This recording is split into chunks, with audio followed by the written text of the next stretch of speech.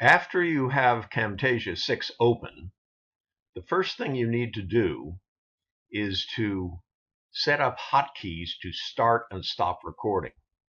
To do that, you click Tools, you go to Camtasia Recorder, and when this window opens, which is where you set up how much of your screen to record and what microphone used to record the audio and where to click to start. When that opens, you click Tools on it. And when that window opens, the Tools options, you click Hotkeys. That allows you to select either a particular function key. I have selected function 9, or a combination of Control plus Shift, or Shift plus F9, or Alt plus F9.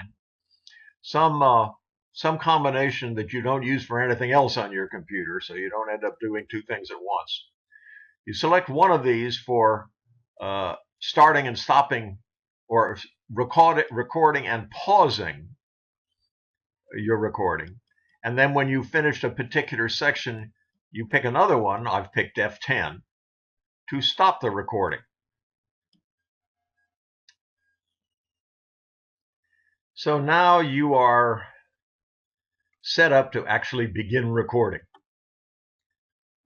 The next thing you need to do is to build an outline. I'm using a very simple one here, how to use Camtasia 6.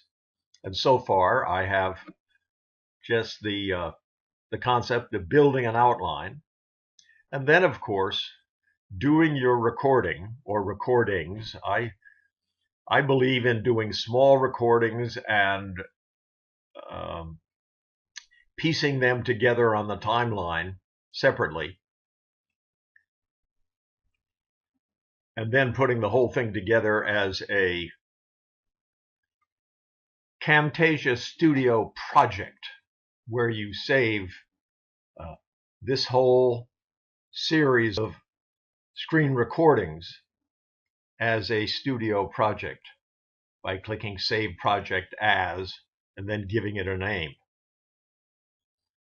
Mine is going to be Camtasia 6.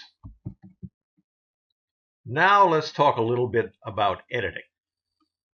I have found that the two areas where I have needed to edit the most are audio levels and the new system in Camtasia 6 called Zoom and Pan, which automatically zooms in on the place that Camtasia thinks you are talking about. Camtasia sometimes makes a mistake in that regard.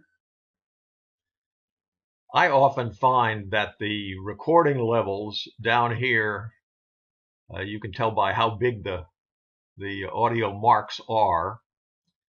Sometimes the recording levels are not high enough so that it needs too much amplification when you play it at a seniors computer group meeting.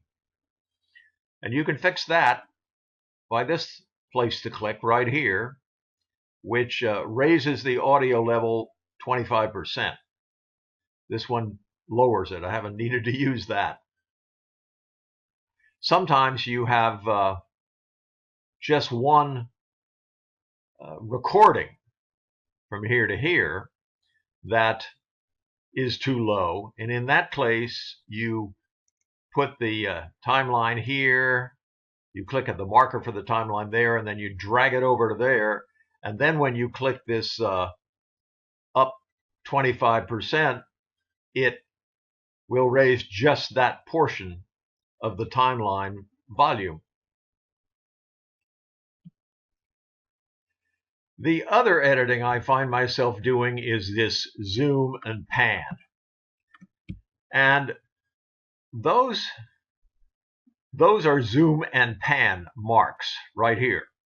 And the pop-up says double click to edit the zoom level of the video. You can also edit where it is on the video. Let me demonstrate. If I start here and play this back and you watch this, you will see the recording zoom in and out as it gets to these little diamonds. Camtasia Studio project, where you save this whole series of screen recordings as a studio project by clicking Save Project As and then giving it a name. Mine is going to be Camtasia 6. Let me digress here for a moment to show you one other way that you can easily fix things that you have just screwed up.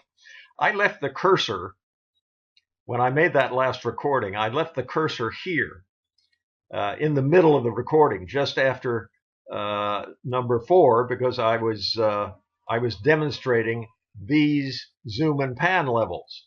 So the cursor had been left on the timeline just before the zoom and pan levels. Well, when you make a new short recording and click Edit at the end of it, it puts it into your existing project, but it puts it in where the cursor is on the timeline. Notice it put this latest one, which is Cam 8, which is what I call it, here before Cam 5 instead of after Cam 7. If that happens to you, all you have to do is come over to Cam 8, hold down your left mouse button, and drag it over here after Cam 7 and let go, and it moves it to the place that you want. I'm now going to put the cursor here so that the next time I make a recording and click Edit, it'll be placed on the timeline where I want it at the end. Now let me show you a typical instance of when you might need to edit the zoom and pan settings. Here I am talking about this outline and I have my mouse right there. But supposing while I'm talking about it, I put my mouse way over here on the right and leave it there for a while and don't move it very much and keep recording. Now I am going to show you the result of that. Now let me show you a typical instance of when you might need to edit the zoom and pan settings. Here I am talking about this outline and I have my mouse right there. But supposing while I'm talking about it, I put my mouse way over here on the right and leave it there for a while and don't move it very much and keep recording. Now I am going to show you the result of that. The result was that the zoom and pan zoomed over and panned around to a place, the wrong place in the screen. That is fixable. The way you fix it is by clicking on or double clicking on the diamond in question. See, it says double click to edit the zoom level of the video. So if I double click that, I then can drag this place over here, let it go, and click Finished.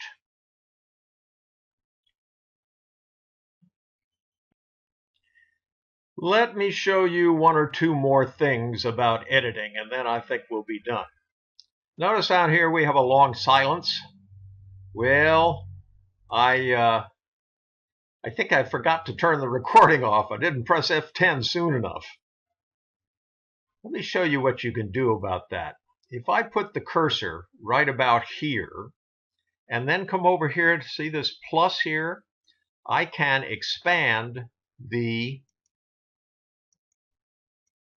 timeline to cover this in great detail. Now if I press this play here, it will start from where the cursor is and run until I press it again. And keep recording. Now I am going to show you the result of that. So if I stop it there and I decide I want to get rid of all the rest of this Cam 11, there are a couple of ways I can do it. I can put my cursor here, drag that over to there where it snaps in place, then come up to Edit and click Cut Selection, and this whole thing will disappear. Another way I could do it is to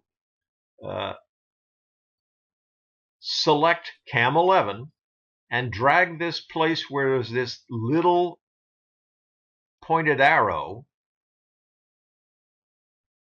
like this, and pull it back like that, and when I let go, it will delete that portion of that screen recording.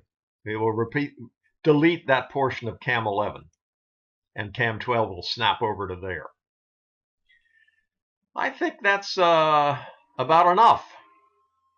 There are lots more things you can do, but you best just find them out yourself, and don't forget the help menu. It's very good at Camtasia. I've just put in words like, you could go to help and put in zoom and pan in the search, and it'll give you all sorts of information. Now, once more, before I finish, I'm going to zoom back out to where I see the whole project, and then I'm going to put my cursor here, and then I'm going to type F10, and then click Edit while it's playing, and this last piece of the recording will be placed right in here. Have fun.